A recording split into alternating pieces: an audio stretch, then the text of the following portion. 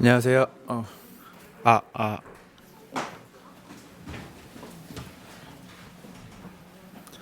아, 안녕하세요. 안녕하세요. 네, 날이 추운데 다들 감기 조심하셨으면 좋겠고요. 지금 1시간 20분 정도 된 것 같은데 마지막 발표 빨리 혹은 좀 최대한 빨리 전달 혹은 열심히 전달해드리고 내려오도록 하겠습니다. 저는 장고 채널스 삽질기를 오늘 이 자리에서 좀 말씀드리려고 합니다. 저는 에듀투페이퍼라는 서비스를 개발하고 있는데요. 혹시 에듀투페이퍼 서비스에 대해서 들어보신 분 손 한번 들어보시겠어요? 네, 몇 분 계시는군요. 감사합니다.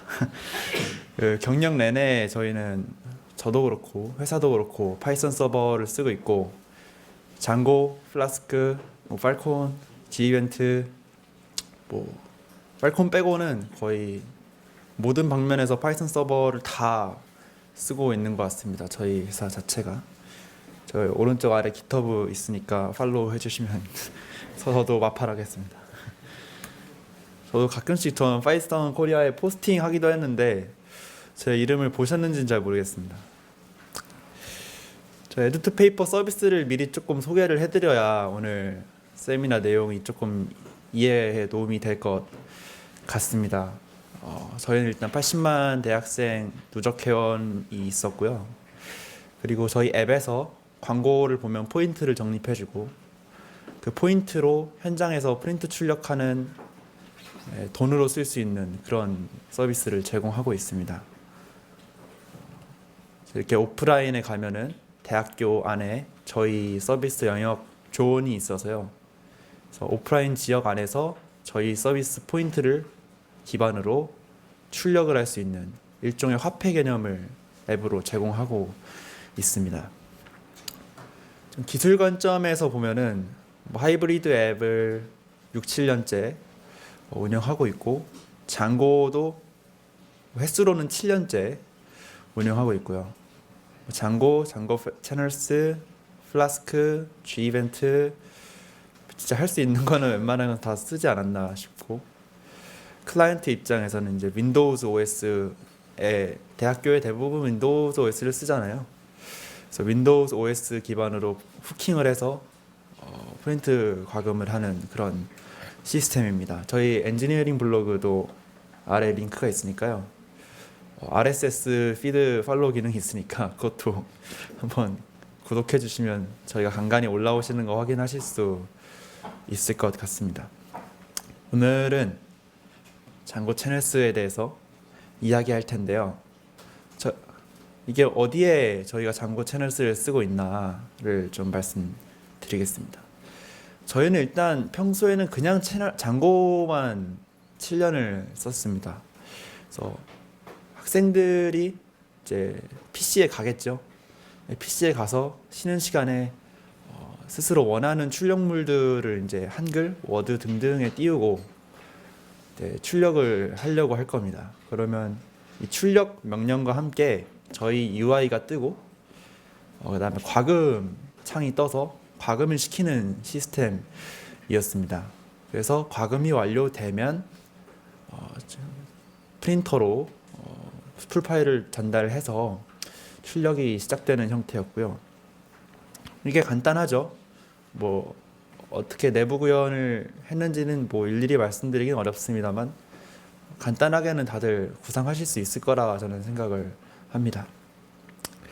근데 이번에 저희가 복합기 회사와 콜라보레이션을 했습니다. 일종의 협업이죠.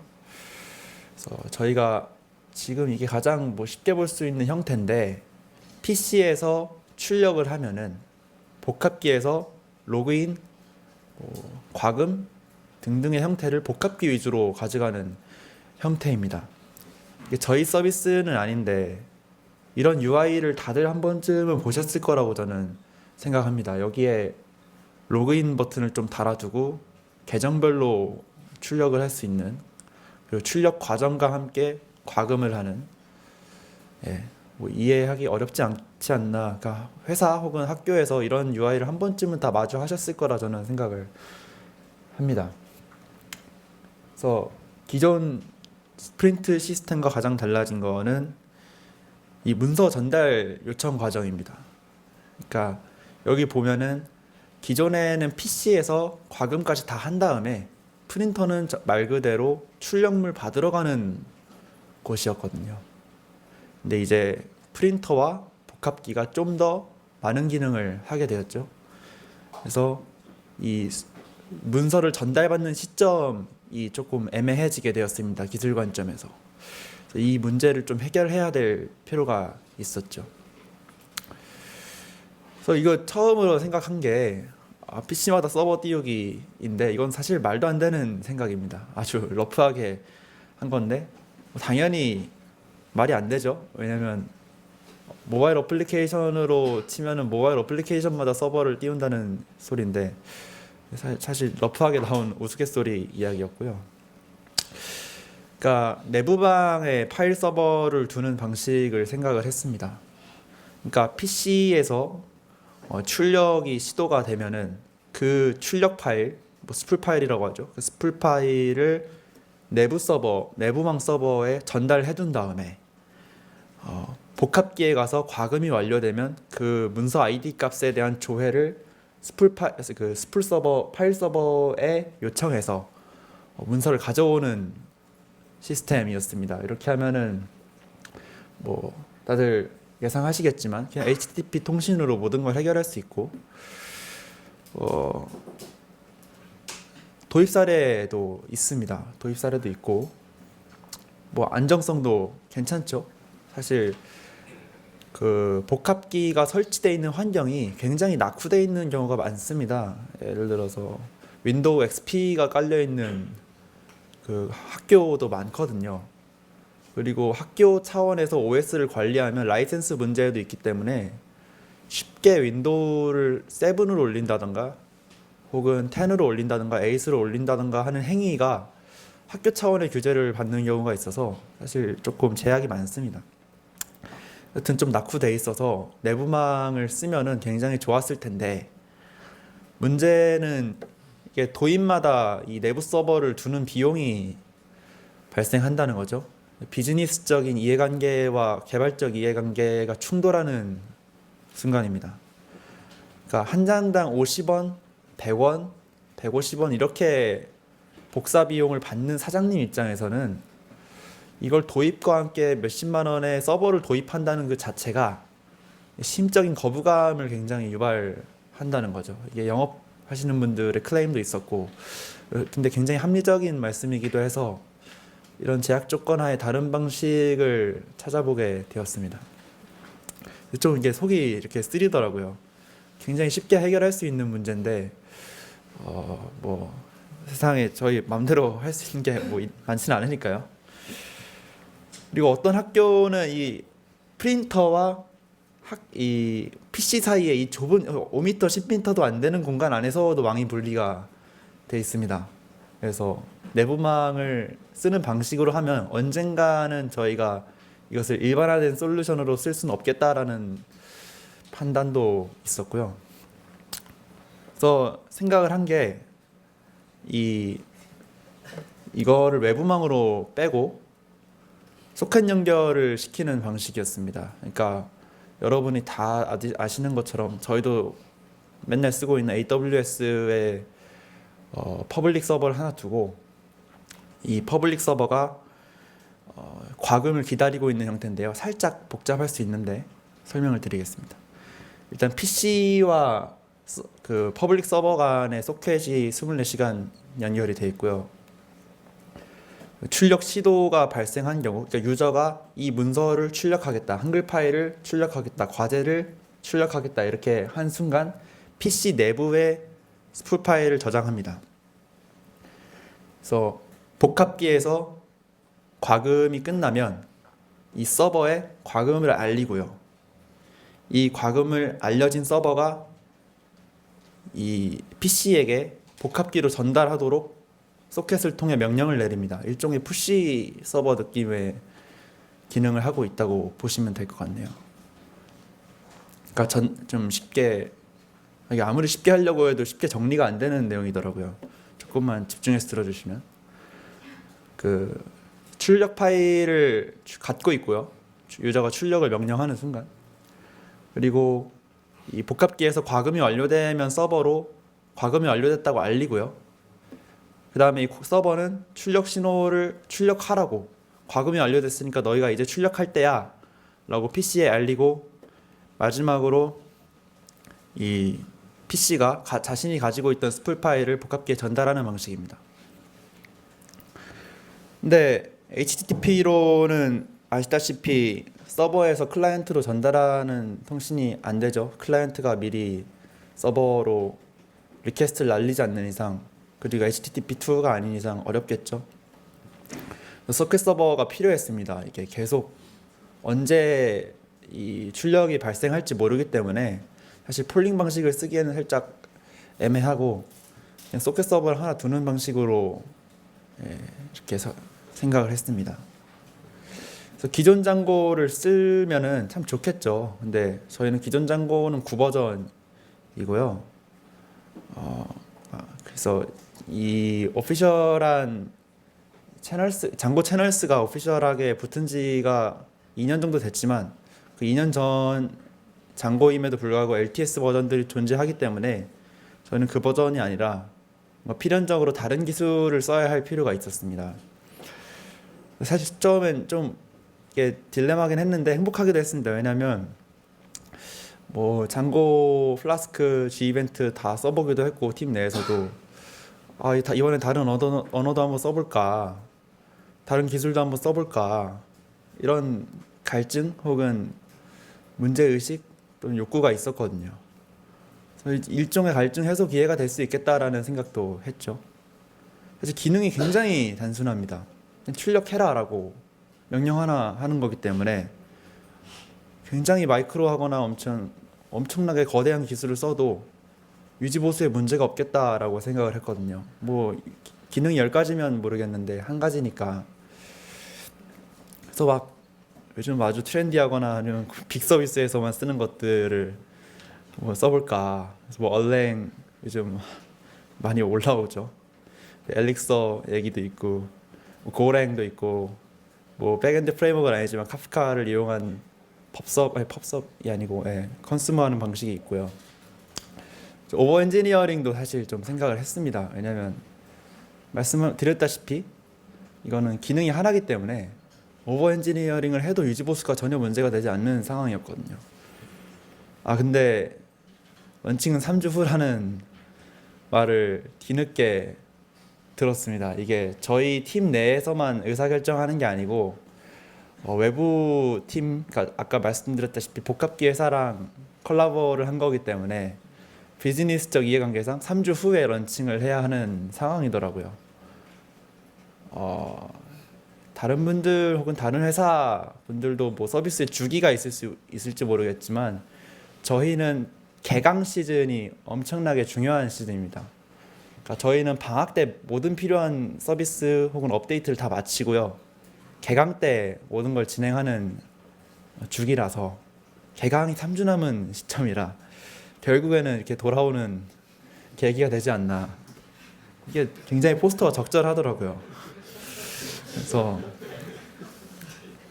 결국엔 잔고로 돌고 돌아서 돌아온 탕하라고 하나요? 탕자라나요? 그런 개념처럼 잔고를 쓰게 되었습니다. 뭐 앞서 뭐 얘기 나오기도 했지만 채널스가 잔고 오피셜 프로젝트로 들어갔죠.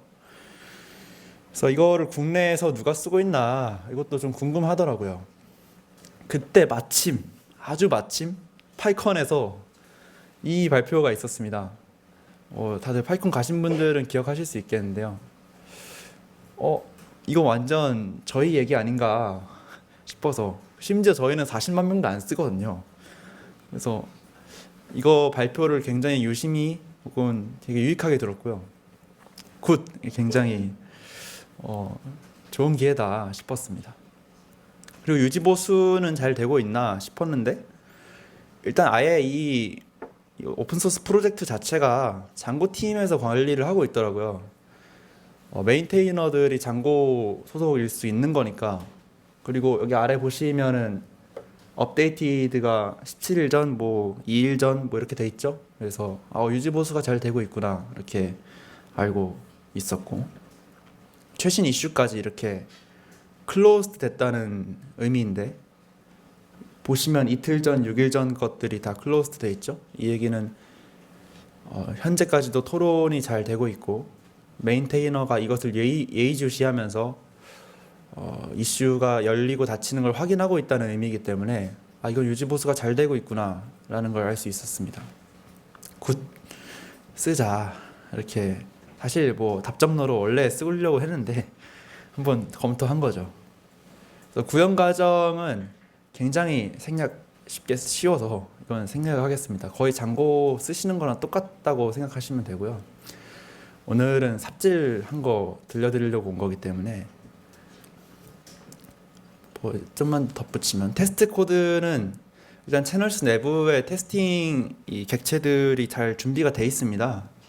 그리고 이거랑 파이 테스트를 붙이면은 뭐 웹소켓도 지원이 돼가지고 이 컨슈머 객체를 활용해서 테스트를 할 수가 있었습니다. 컨슈머는 쉽게 말씀드려서 장고에서 뷰 개념이고, 장고 채널스에서 컨슈머라는 개념 아주 원론적으로 같진 않지만 그렇게 이해하시면 될 것 같은데요.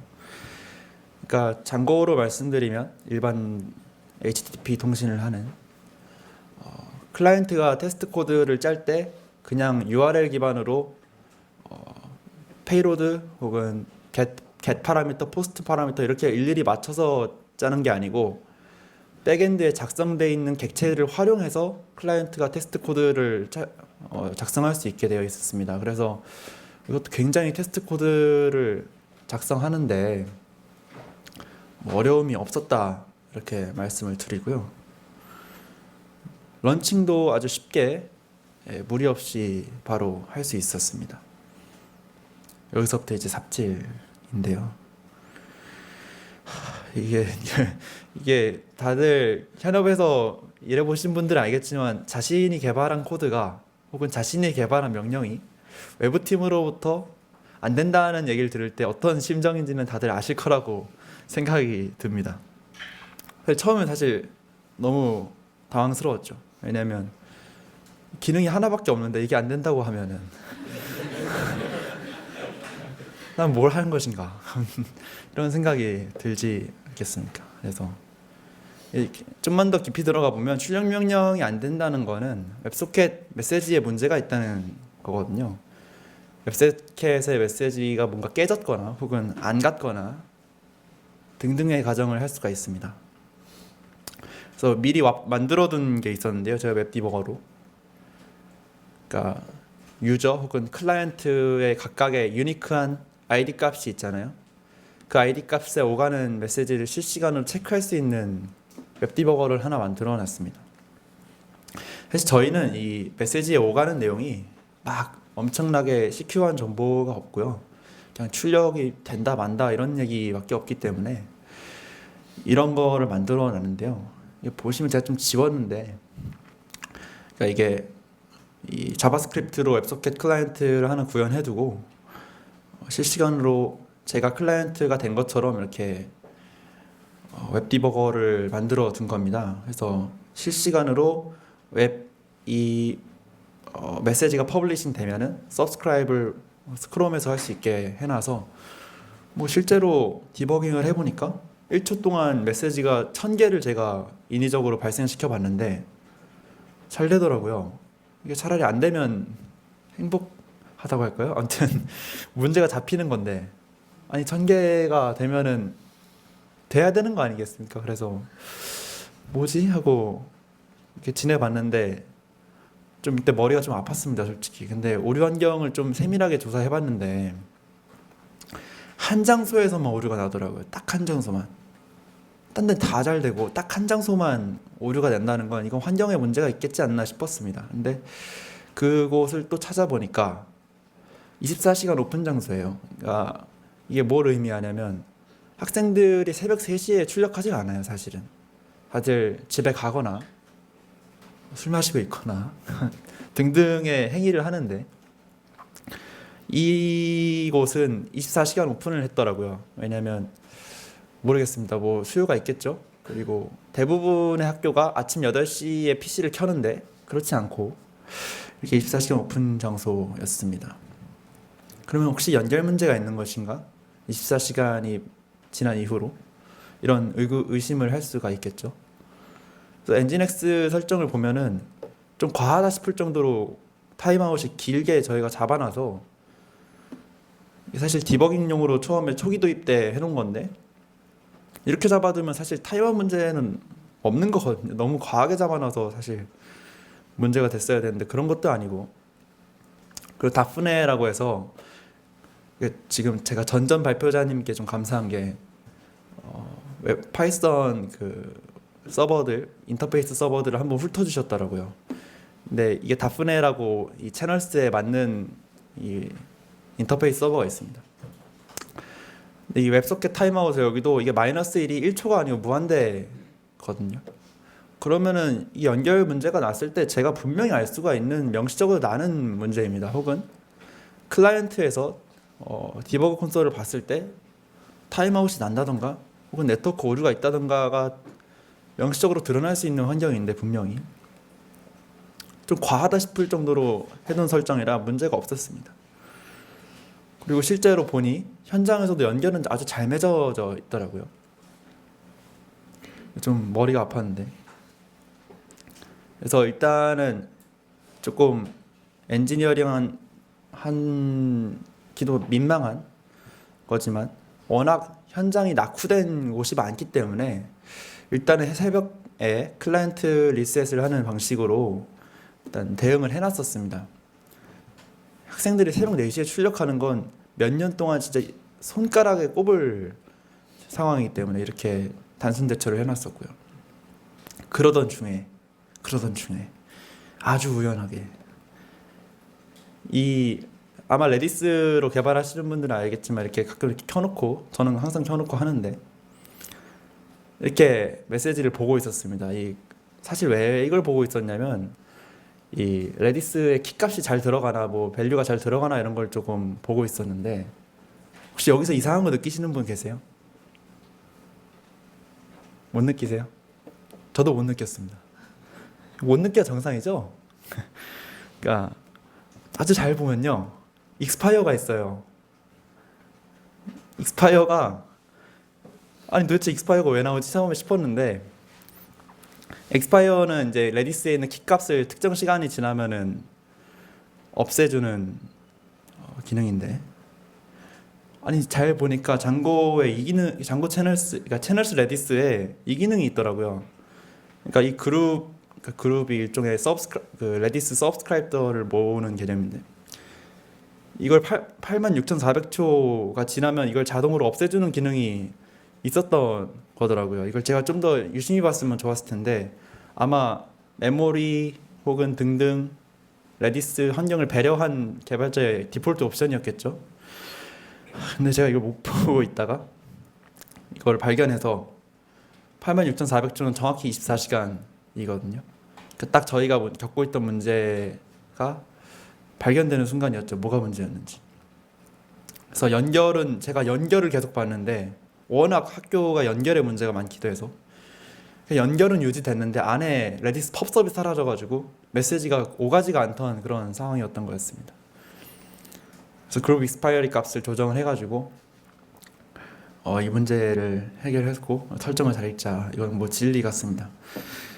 그리고 삽질 2가 있는데 이거는 더 심각했어요. 이번에는 특정 장소가 아니고 새벽 7시에서 8시 혹은 시험 기간에는 아침에 학생들이 일찍 오는 경우가 있는데 모든 출력이 안 된다 하면은 이거는 거의 자다 깨는 그런 심정이잖아요. 다들 아실 거라 생각합니다. 심장이 철렁하는 그 느낌. 그래서 뭐라 하죠? 로그 서버를 보니까 이렇게 뜨고 있더군요. Took too long to shut down and was killed. 이게 뭔 소리지? 뭐 뜻은 이해가 가죠. 저도 당연히 직역을 못한다는 게 아니고 이게 무슨 의미일까? 를 봤는데 뭐 어쨌든 결과는 500이 펑펑 나고 있는 상황이었고, 이 이슈에 있더라고요. Took too long to disconnect issue spec. 그러니까 뭔가 문제가 공론화되고 있던 거는 사실이더군요. 좀 자세히 보니까 다수가 동시에 디스커넥트 할 때 그 발생하는 문제였습니다. 저희가 새벽 아까 말씀드렸다시피 특정 장소에서 새벽에 리셋을 하는 바람에 이게 나비 효과처럼 없던 문제가 다른 문제를 해결하다 보니 이 문제가 생기고 또 꼬리를 물고 꼬리를 물어서 여기까지 온 거더라고요. 그래서 저희가 테스트 코드 혹은 스트레스 테스트로 1000개 뭐 이렇게 연결해보고 2000개 이렇게 연결해봤는데, 사실 동시에 한 번에 모든 걸 끊어보는 테스트는 사실 해본 적이 없어서 2000개 정도를 동시에 연결시켜놓고 스무스하게 이걸 끊는 거는 당연히 해봤지만, 인위적으로 이거 2000개를 한 번에 끊는다던가 식은 테스트를 진행해보지 않았었습니다. 그래서 일종의 라이브러리 레벨 버그더라고요. 그래서 이 앤드류 거딘님이 메인테이너인데요. 이 채널스 쪽은 이분이 다 관리하십니다. 그리고 장고 채널스 오피셜이 이게 장고에 오피셜로 어댑트 되었다라고 공표하신 분도 자세히 보시면 이분이 하신 거거든요. 근데 바쁘시다고 이 문제를 함부로 모든 걸 처음부터 디버깅 하실 시간은 없으신 걸로 나와서 슬펐습니다. 그래서 다른 유저들은 어떻게 이것을 겪고 해결하고 있나 보니까, 아까 너무 감사한 게 워커에 대한 개념을 설명해 주셨죠. 워커를 증분하시고, 그리고 어떤 분은 프로세스를 증분하셨더군요. 그래서 저희도 그냥 일단 다프네 프로세스를 증분시키고 엔진엑스 로드 밸런싱을 걸어서 이 문제를 해결했습니다. 사실 근본적으로 해결했다고 보기는 어려운데 아쉽지만 아쉬운 대로. 그리고 저희가 이 복사실에 도입하는 거는 B2B입니다, 일종의. 그래서 언제 이 서버가 더 증설될지 알고 있고 수요가 늘어날지 예측을 할 수가 있었고, 무엇보다도 서버 역할이 적기 때문에 안정적인 대응을 가능하다는 생각에 이렇게 대처를 했습니다. 우여곡절 끝에 아주 진짜 너무 적은 커넥션인데 뭐 이렇게 우여곡절을 했는지 모르겠습니다. 이게 너무 초라한 커넥션들이거든요. 3,400가 뭐 피크에 500명 이렇게 동접을 하는데 이 출력 시스템에 이거 이렇게 유지하는데 뭐 이렇게 힘들었나 이렇게 생각하고 있습니다. 저 끝으로 소감, 이슈를 세심하게 읽자. 저는 기존의 논의가 활발하게 오가는가를 굉장히 중요시하게 여기거든요. 오픈소스를 선택할 때. 사실 당연한 거죠. 이슈가 어떻게 오가고 있고 메인 버그가 뭔지를 조금 더 세심하게 봤어야 되는데 조금 아마추어틱한 실수를 한 거 아닌가. 사실 변명을 하자면 장고팀에서 관리하는데 뭐 이런 일이 있겠어? 이렇게 한 건데 뭐 핑계죠. 과거로 돌아간다면 두 번째로 저는 그냥 G-이벤트 쓰지 않을까. 300명 접속하는데 뭐 이렇게 우여곡절을 겪어야 했는지 참 싶긴 합니다. 이미 비슷한 요청을 처리하는 G-이벤트가 서버가 있었는데 이거는 협업하는 코드라 좀 분리를 해야 돼서 동시에 기존에 쓰던 걸 쓸 수는 없었고요. 뭐 그런 여러 과정에서 채널스를 설득한 건데 G-이벤트 써도 좋지 않았을까라는 생각을 하고 있습니다. 끝입니다. 저한테 이메일 있으니까 긴 질의응답은 저기로 하셔도 되고요. 시간상